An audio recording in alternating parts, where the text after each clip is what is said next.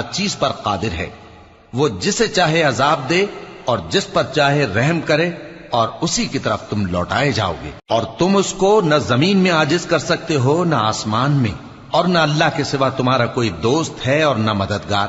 اور جن لوگوں نے اللہ کی آیتوں سے اور اس کے سامنے حاضر ہونے سے انکار کیا، وہ میری رحمت سے نا امید ہو گئے ہیں، اور ان کو درد دینے والا عذاب ہوگا۔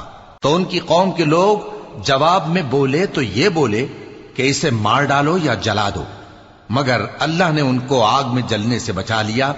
جو لوگ ایمان رکھتے ہیں ان کے لیے اس میں نشانیاں ہیں۔ اور ابراہیم نے کہا کہ تم جو اللہ کو چھوڑ کر بتوں کو لے بیٹھے ہو تو دنیا کی زندگی میں باہم دوستی کے لیے، مگر پھر قیامت کے دن ایک دوسرے کی دوستی سے انکار کر دو گے اور ایک دوسرے پر لعنت بھیجو گے، اور تمہارا ٹھکانہ دوزخ ہوگا اور کوئی تمہارا مددگار نہ ہوگا۔ پس ان پر ایک لوط